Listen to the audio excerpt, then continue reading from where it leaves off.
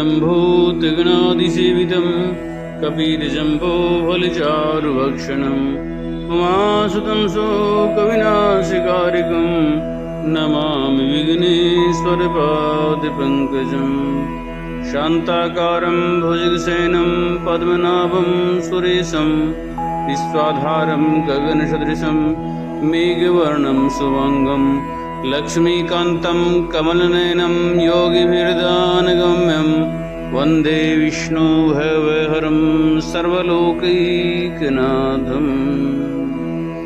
जय जय जय श्री राधारमण, जय जय नवल किशोर, जय जय जय चित चोर प्रभु, जय जय माखन चोर। बोलिए गोविंद भगवान की जय।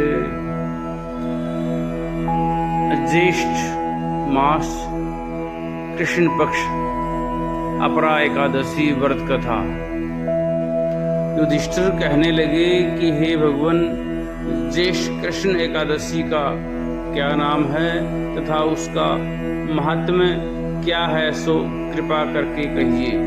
भगवान श्री कृष्ण कहने लगे कि हे राजन, यह एकादशी असला तथा अपरा दो नामों से जानी जाती है। पुराणों के अनुसार ज्येष्ठ कृष्ण पक्ष की एकादशी अपरा एकादशी है, क्योंकि यह अपार धन देने वाली है। जो मनुष्य इस व्रत को करते हैं वे संसार में प्रसिद्ध हो जाते हैं। इस दिन भगवान त्रिविक्रम की पूजा की जाती है। अपरा एकादशी के व्रत के प्रभाव से ब्रह्म हत्या, भूत योनि, दूसरों की निंदा आदि के सब पाप दूर हो जाते हैं। इस व्रत के करने से पर स्त्री गमन, झूठी गवाही देना, झूठ बोलना, झूठे शास्त्र पढ़ना या बनाना, झूठा ज्योतिषी बनना तथा झूठा वैद्य बनना आदि सब पाप नष्ट हो जाते हैं। जो क्षत्रिय युद्ध से भाग जाए वो नरकगामी होते हैं, परंतु अपरा एकादशी का व्रत करने से वे भी स्वर्ग को प्राप्त हो जाते हैं। जो शिष्य गुरु से शिक्षा ग्रहण करते हैं फिर उनकी निंदा करते हैं वे अवश्य नरक में पड़ते हैं, मगर अपरा एकादशी का व्रत करने से वे भी इस पाप से मुक्त हो जाते हैं। जो फल तीनों पुष्कर में कार्तिक पूर्णिमा को स्नान करने से या गंगा तट पर पितरों को पिंडदान करने से प्राप्त होता है, वहीं अपरा एकादशी का व्रत करने से प्राप्त होता है। मकर के सूर्य में प्रयागराज के स्नान से, शिवरात्रि का व्रत करने से, सिंह राशि के बृहस्पति में गोमती नदी के स्नान से, कुंभ में केदारनाथ के दर्शन या बद्रीनाथ के दर्शन, सूर्य ग्रहण में कुरुक्षेत्र के स्नान से, स्वर्ण दान करने से अथवा अर्ध प्रसूता गौदान से जो फल मिलता है वही फल अपरा एकादशी के व्रत करने से मिलता है।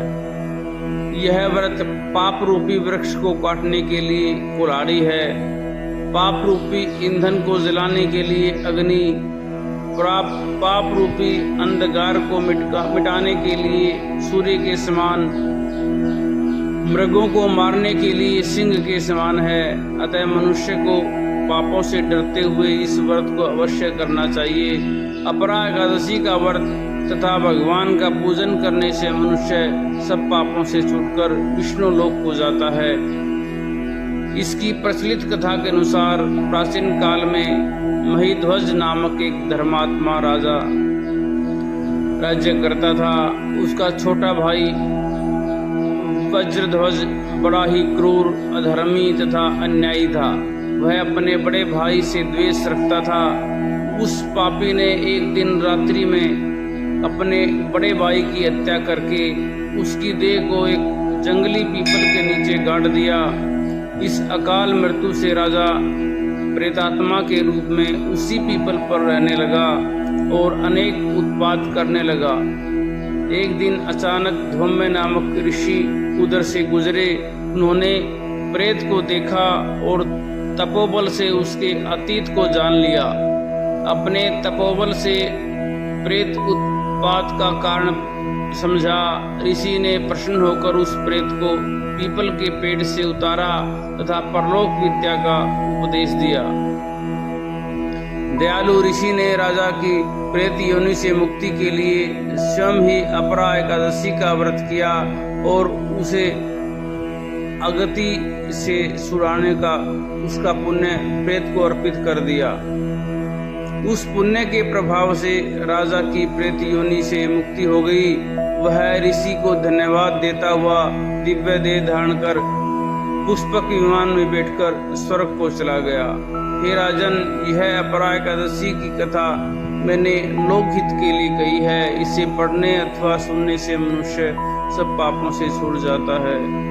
बोलिए विष्णु भगवान की जय, एकादशी मैया की जय। श्रीमन्नारायण नारायण नारायण भजमन नारायण नारायण नारायण लक्ष्मी नारायण नारायण नारायण सत्य नारायण नारायण नारायण गोविंद नारायण नारायण नारायण भजमन नारायण नारायण नारायण। बोले गोविंद भगवान।